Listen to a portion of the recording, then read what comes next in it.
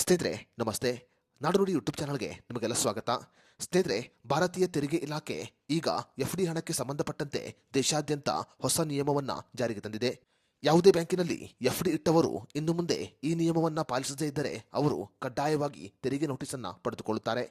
ಒಂದು ಆರ್ಥಿಕ ವರ್ಷದಲ್ಲಿ ಎಷ್ಟು ಹಣವನ್ನ ಎಫ್ಡಿ ಯೋಜನೆಯಲ್ಲಿ ಹೂಡಿಕೆ ಮಾಡಬಹುದು ಅನ್ನೋದಕ್ಕೆ ಸಂಬಂಧಪಟ್ಟಂತೆ ಈಗ ಹೊಸ ನಿಯಮವನ್ನ ಜಾರಿಗೆ ತರಲಾಗಿದೆ.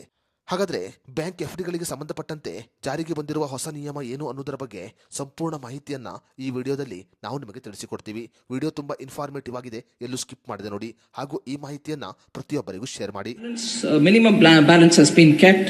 Banks have been collecting. ಸ್ನೇಹಿತರೆ, ಭಾರತೀಯ ತೆರಿಗೆ ಇಲಾಖೆ ನೀಡಿರುವ ಮಾಹಿತಿಯ ಪ್ರಕಾರ ಒಂದು ಆರ್ಥಿಕ ವರ್ಷದಲ್ಲಿ ಒಂದು ಪಾನ್ ಸಂಖ್ಯೆಯ ಮೂಲಕ 10 ಲಕ್ಷ ರೂಪಾಯಿಗಿಂತ ಹೆಚ್ಚಿನ ಹಣವನ್ನ ಎಫ್ಡಿ ಯೋಜನೆಯಲ್ಲಿ ಹೂಡಿಕೆಯನ್ನ ಮಾಡಿದ್ರೆ ಅವರು ಕಡ್ಡಾಯವಾಗಿ ಟ್ಯಾಕ್ಸ್ ನೋಟಿಸ್ ಅನ್ನ ಪಡೆದುಕೊಳ್ಳುತ್ತಾರೆ.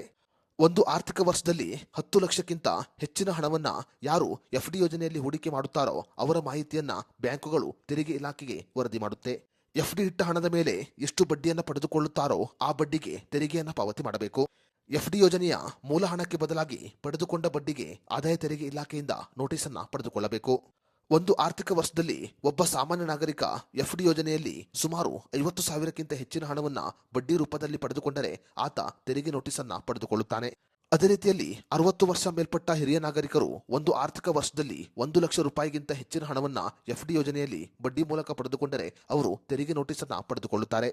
ಎಫ್ಡಿ ಯೋಜನೆ ಅಡಿಯಲ್ಲಿ ಪಡೆದುಕೊಂಡ ಬಡ್ಡಿಗೆ ಟಿಡಿಎಸ್ ಅನ್ನ ಕಡ್ಡಾಯವಾಗಿ ಪಾವತಿ ಮಾಡಬೇಕು.